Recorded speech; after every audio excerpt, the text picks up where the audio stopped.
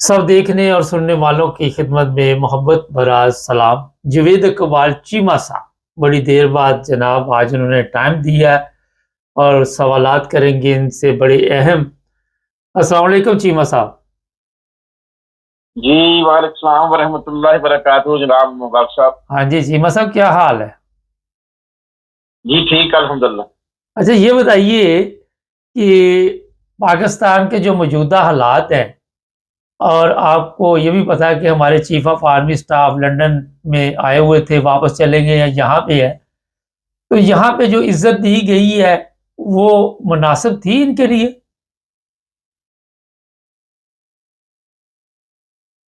مبارک صاحب، آپ کے دو سوال بنتے ہیں۔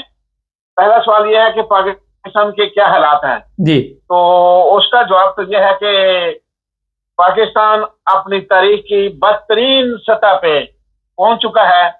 پاکستان میں پچھلے 70 سال یا 71 سال یا 75 سال جب سے یہ 1947 سے وجود میں آیا ہے، پاکستان کے بدتر حالات اس سے پہلے کبھی نہیں ہوئے تھے جو اب ہیں۔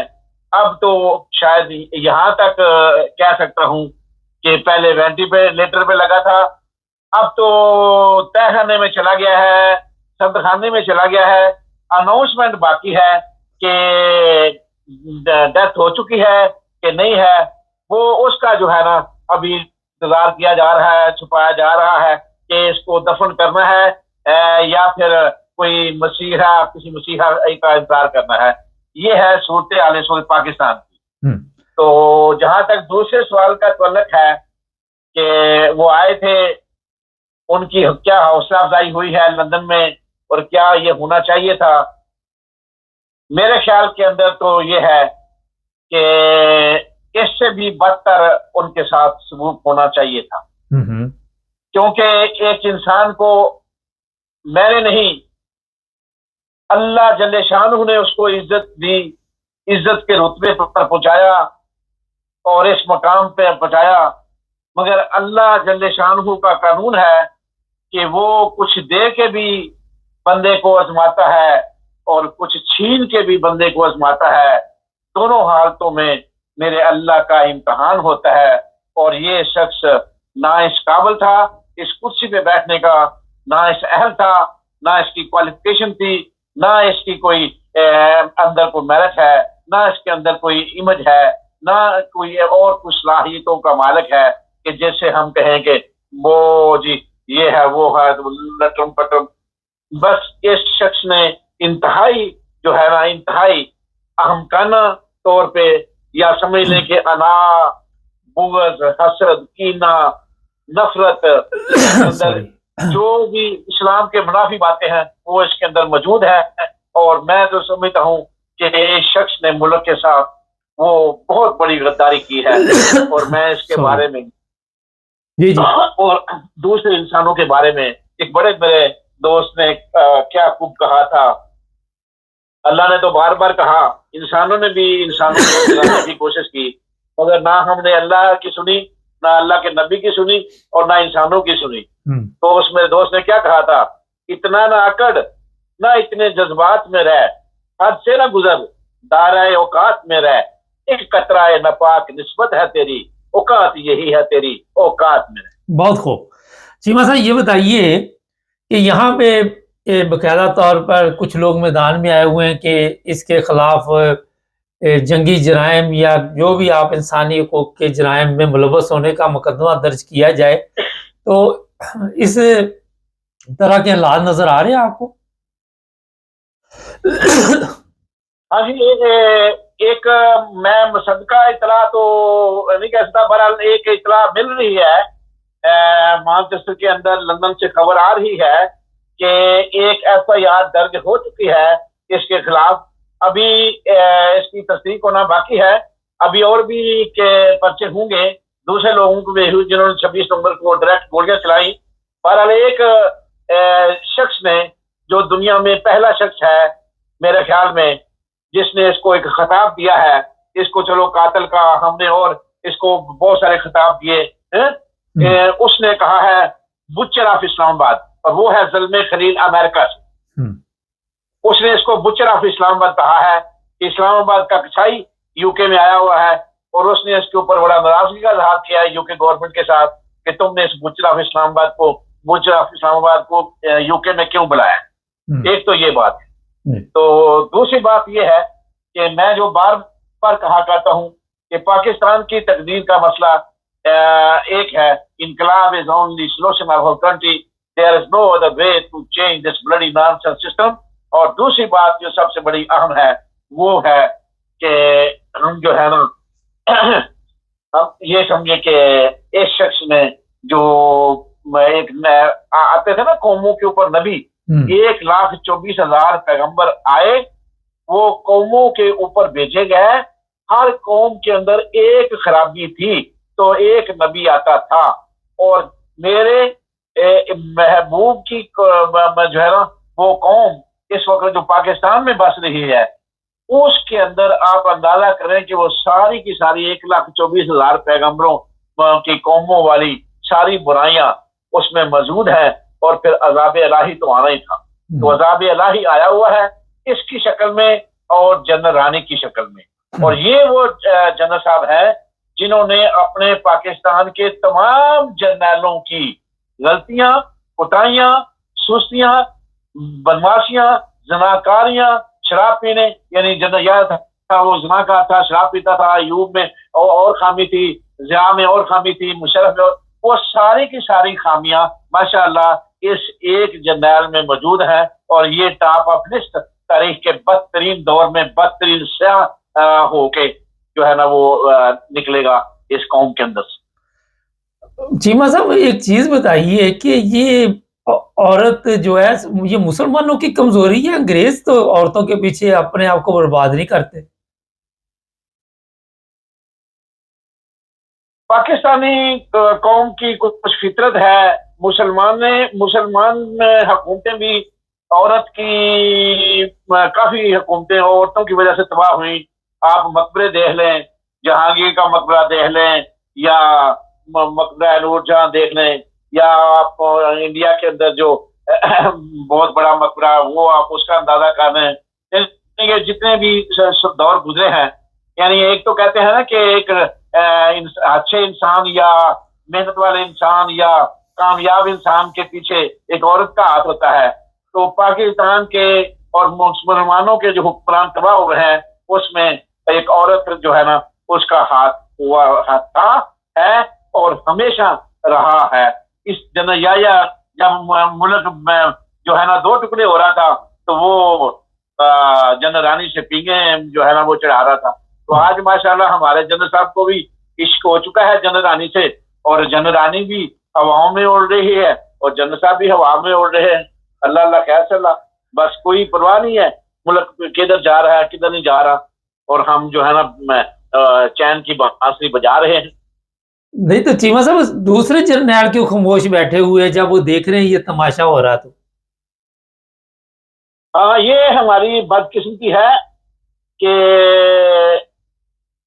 एक ऐसा अदारा जो पाकिस्तान के अंदर सबसे बेहतरीन अदारा था, सबसे मजबूत अदारा था, सबसे ज्यादा काबिल तहसीन अदारा था और सबसे ज्यादा काबिल वफा अदारा था, और सबसे ज्यादा ऐसा अदारा था जिसके ऊपर हम जो है ना वो तकिया कर सकते थे, उसको इस डगर पे लाने के लिए, उस सारे जर्नैलों को, सारे अदारों को तबाह करने के लिए, उस अदारे को तबाह करने के लिए ये करप्शन वाला जहर, ये शराब वाला जहर, ये ज़िना वाला जहर हर जर्नैल ने कुल्लम कुल्ला वो उसकी इजाजत दी, प्लाटों की सियासत की और सियासत में मदराहत हुई, और जो है ना वो जिसे कहते हैं तख्त का नशा और तकब्बर और गुरूर और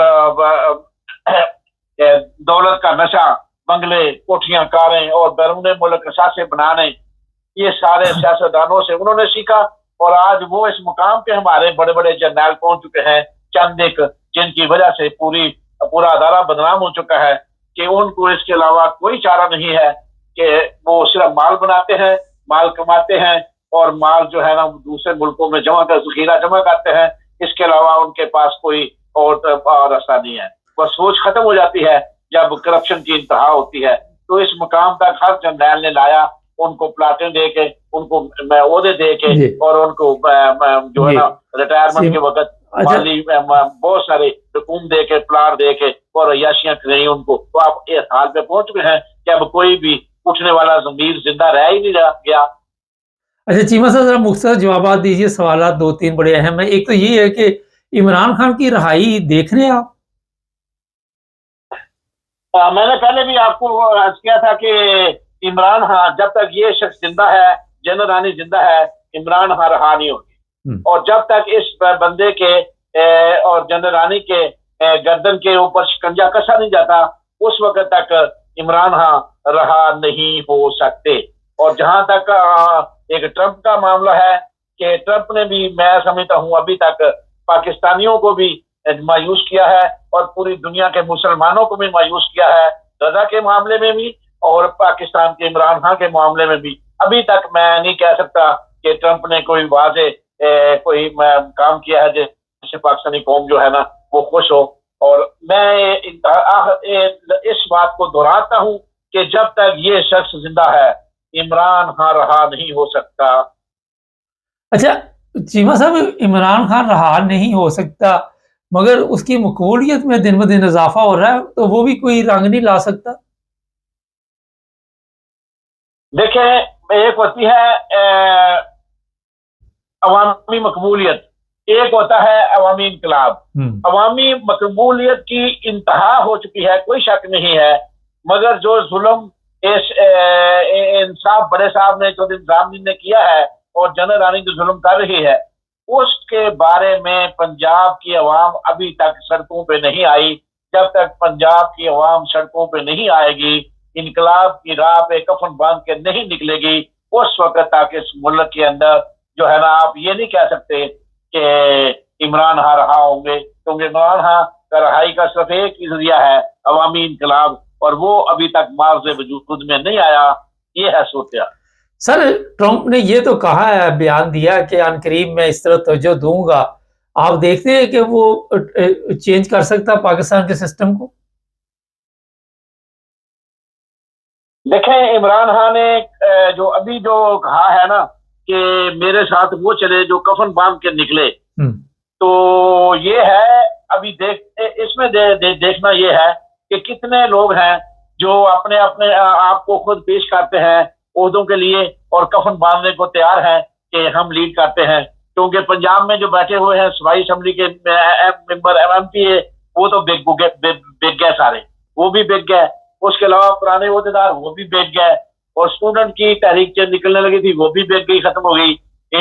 وکلاء کو بھی خرید لیا گیا. ابھی بھی وکلاء قانونی پلاٹوں کا وعدہ کیا گیا تھا، مگر ووٹ کی حد تک یہ ہے کہ لوگ ووٹ دیتے ہیں، مقبولیت بڑھ رہی ہے، پتہ ہے سب کو. مگر جب نکلنے کی بات آتی ہے تو ڈر اور خوف اتنا پھیلایا ہوا ہے چودھری نظام الدین نے کہ اس سے مسئلہ جو ہے نا وہ ابھی تک اڑا ہوا ہے. اب یہ ڈر اور خوف کا بت کب ٹوٹتا ہے، یہ ہے آخری سٹیج. اچھا چیمہ صاحب، آخر پہ بڑا ایک مختصر جواب دیجئے. مذہبی رہنما کیا کر رہی سکت؟ ان کو نہیں پتا چل رہا کہ یہ سب کچھ ان کے آنکھوں کے سامنے غلط ہو رہا ہے اور یہ پکنک کا جو سلسلہ چل رہا ہے رکنے کا نام ہی نہیں لے رہا؟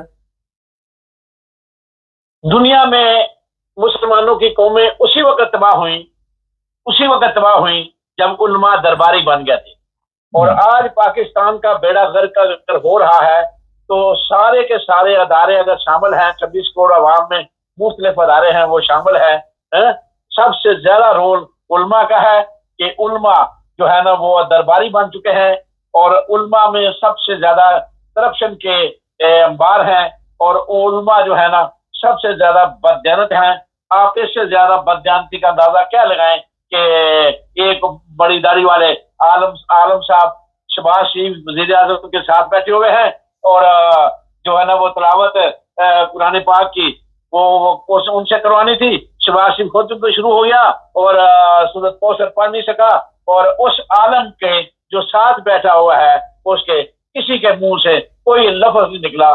جب علماء اس حد تک درباری ہو جائیں تو پھر اس ملک کا جو ہے نا بیڑا غرق ہونا لازمی ہوتا ہے. اس وقت پاکستان کی تاریخ میں علماء کا کردار بھی بدترین شاہ ترین دو کہہ سکتے ہیں کہ علماء جو ہے نا وہ اتنے بکے ہوئے ہیں، اتنے گرے ہوئے ہیں کہ علماء کے اوپر کوئی آدمی بھی نہ ٹچ کرنے کو تیار ہے، نہ ان کی بات کو سننے کو تیار ہے، نہ خود وہ بات کرنا چاہتے ہیں۔ وہ بھی درباری بن چکے ہیں اور جی حضوری بن چکے ہیں، ان کا کوئی دین امان باقی نہیں رہ گیا۔ 2-4 علماء کے علاوہ باقی سارے کے سارے اپنا بیڑا غرق کر چکے ہیں، دنیا اور آخرت تباہ کر چکے ہیں۔ اچھا، ٹائم تو ختم ہو گیا۔ کل شہباز شریف نے بڑا کہا کہ پاکستان کی ترقی کو کوئی نہیں روک سکتا۔ کون سی ترقی؟ بڑا وہی والا صاحب کا زرداری کو سڑکوں پہ کھینچوں گا، یہ قوم کو کب تک بیوقوف بنائیں گے؟ اب یہ تو بہت مبارک صاحب، یہ تو ان کے بارے میں قوم اب زیادہ دھیان نہیں دیتی اس بات کے اوپر۔ انہیں قوم کو یہ تو پتا ہے یہ تماشگیر ہیں، یہ ڈرامے باز ہیں، یہ منافق ہے، یہ صرف ایک جو ہے نا ٹک ٹاکر ہیں، اس کے علاوہ کچھ نہیں ہے۔ قوم ان کی باتوں پہ، ان کی حرکتوں پہ جو ہے نا وہ دھیان نہیں دیتی۔ قوم کو اس بات کا اندازہ یہ عمران خان کو جاتا ہے کریڈٹ کہ قوم کو شعور دیا ہے، عمران خان نے دیا ہے، اور عمران خان شعور کی انتہا دے کے اپنی انتہا کو پہنچ چکا ہے۔ اب آگے کام صرف انقلاب کا ہے، دیکھتے ہیں کہ انقلاب کب آتا ہے بہت اور شکریہ، وہی پاکستان کی قسمت بدل سکتا ہے۔ بہت شکریہ چیمہ صاحب، خدا حافظ۔ اچھا، جوید اقبال چیمہ صاحب مذہبی اسکالر بھی ہے۔ میں نے ان کے ساتھ بڑے پروگرام کیے، مجھے تو یاد بھی نہیں، کافی دیر سے چل رہے ہمارے ساتھ، مگر ہمیشہ حق اور سچ کی آواز میں یہ آواز بلند کرتے ہیں، بڑا درد رکھتے ہیں پاکستانی عوام کے لیے۔ اور یہاں پہ یہ نہیں کہتے کہ فلاں کی غلطی ہے یا فلاں کی غلطی، جس کی غلطی ہے باقاعدہ طور پر اسی کی طرف بالکل 100% اشارہ کرتے ہیں کہ یہ لوگ جو ہے یہ غلط جا رہے ہیں۔ علماء کے بارے میں بھی کافی دفعہ انہوں نے اسی طرح کے اپنے تاثرات بیان کیے، سیاستدانوں کے بارے میں بھی، چودھری نظام اینڈ کمپنی کے بارے میں بھی، اور ایک نڈر آدمی ہے۔ بہرحال پاکستان میں اگر اس طرح کے لوگ ہوں تو انقلاب لانا کوئی مشکل کام نہیں، مگر اس طرح کے لوگ بہت کم ہیں اور بڑی مشکل ہے، وہاں پہ بڑے حالات خراب ہیں۔ ناظرین، چینل کو سبسکرائب کرنا مت بھولیں، ہمارے پروگرام آپ اور بھی دیکھتے رہیں گے، جڑے رہیں ہمارے ساتھ۔